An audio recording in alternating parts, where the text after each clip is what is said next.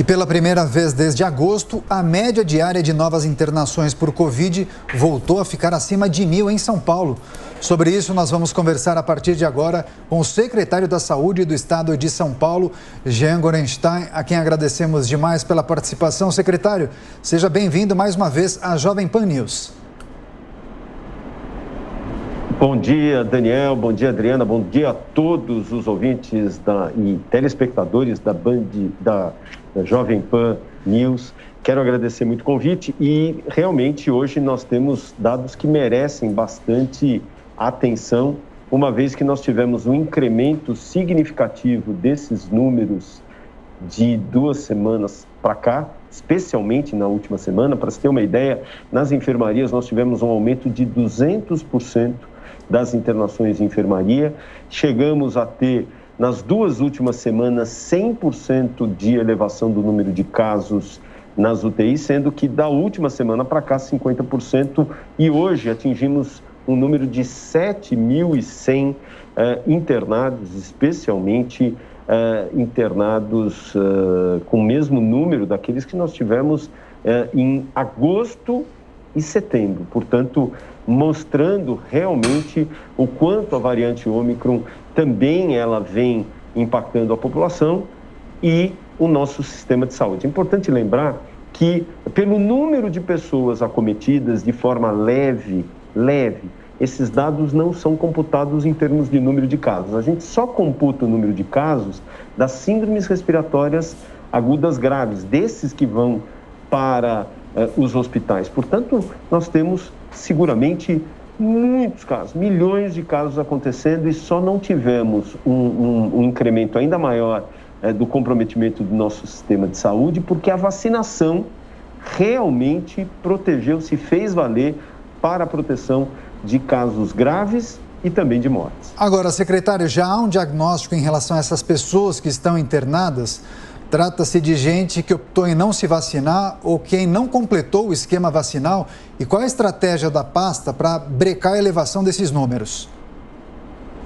A primeira questão, Daniel, é que nós pedimos uma avaliação mais pormenorizada para vários hospitais públicos, tanto da região metropolitana quanto do interior, para que nós possamos identificar qual é a idade dessas pessoas, se tomaram ou não vacinas. Mas nós temos um dado preliminar do Instituto aqui de São Paulo, Instituto de Infectologia Emílio Ribas, em que o relato já que foi feito nessa primeira análise mostra que são principalmente pessoas idosas, portanto acima de 60 anos, na maioria dos casos, e que ou não tomaram a vacina ou que não fizeram o seu esquema vacinal completo, faltando uma dose ou a dose de reforço. E dessa maneira estavam parcialmente protegidas. Lembrando que a maior parte das internações, diferentes do que nós vimos tanto na primeira e segunda onda,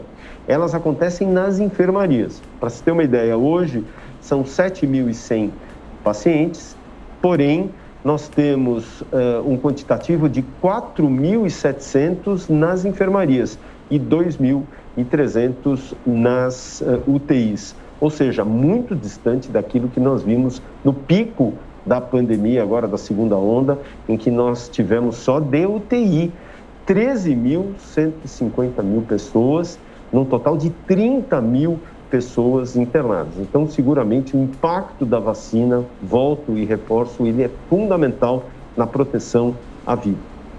E, doutor Jean, a vacinação, dose de reforço, continua acontecendo em São Paulo, a procura tem sido satisfatória e a capital começa hoje a cobrar comprovante de vacinação em bares e restaurantes. O senhor vê com bons olhos essa medida? Ela deve auxiliar a conter a contaminação?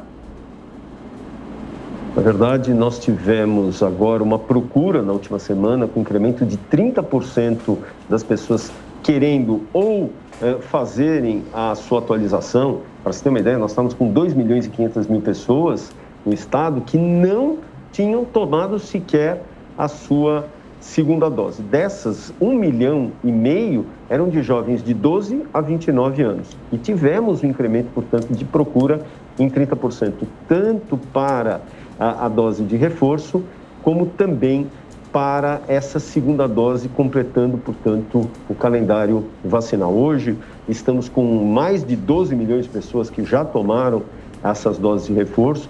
Existe uma parceria do governo de estado, que nós estaremos anunciando ainda essa semana, para estímulo da vacinação, que é algo que vai ser algo extremamente importante para nós protegermos a população. Nós temos que ter as pessoas literalmente vacinadas. É a vacinação que vai proteger contra o risco, não só dessa variante, mas de muitas outras que ainda virão. Só para se ter uma ideia, tanto a África quanto a Ásia e leste europeu são celeiros de produção de novos vírus e, à medida que nós vivemos no mundo globalizado, é natural que esses vírus cheguem aqui. Por isso, a importância de continuar se vacinando.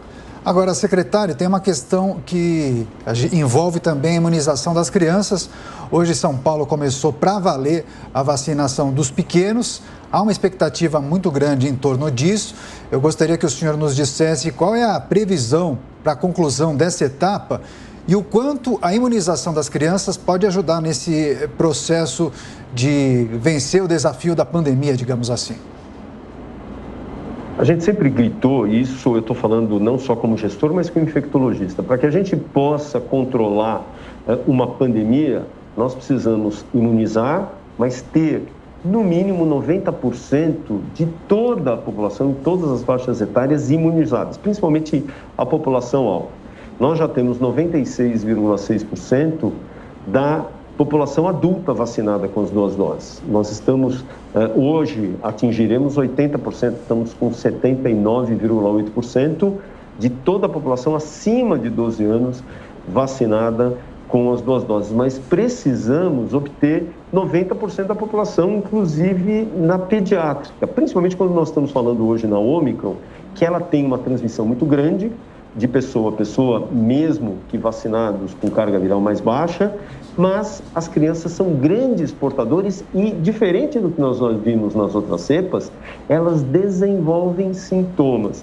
Então, nós temos, para proteger essas crianças de formas graves e fatais, bem como proteger a circulação do vírus, fazendo um controle pandêmico, vacinar esse grupo etário. E lembrando que hoje nós temos um quantitativo muito baixo de vacinas da Pfizer, que estão aí. Nós temos, para se ter uma ideia, 4 milhões e 300 mil crianças de 5 a 11 anos para vacinar.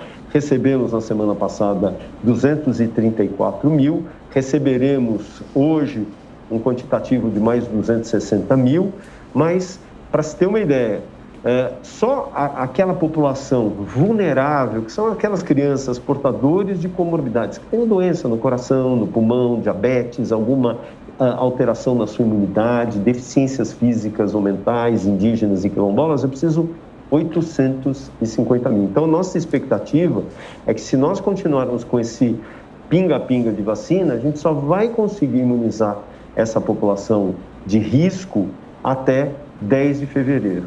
E, a partir dos quantitativos subsequentes, teremos a condição de vacinar outras faixas etárias. Mas nós temos grande esperança que a Agência Nacional de Vigilância Sanitária, Anvisa, libere, ou hoje ou amanhã, a utilização para uso emergencial da vacina do Butantan, a Coronavac. A vacina do Butantan vai dar a condição de nós protegermos não só crianças de 5 a 11, mas de 3 a 11 anos, e nós já temos 12 milhões de doses disponíveis. Isso daria uma celeridade no nosso processo vacinal, com uma capacidade de 250 mil doses por dia, ou seja, 250 mil crianças seriam vacinadas diariamente, considerando, portanto, que em 15, 20 dias nós teríamos, ou teremos, se assim liberado, a possibilidade dessas crianças já serem totalmente imunizadas, pelo menos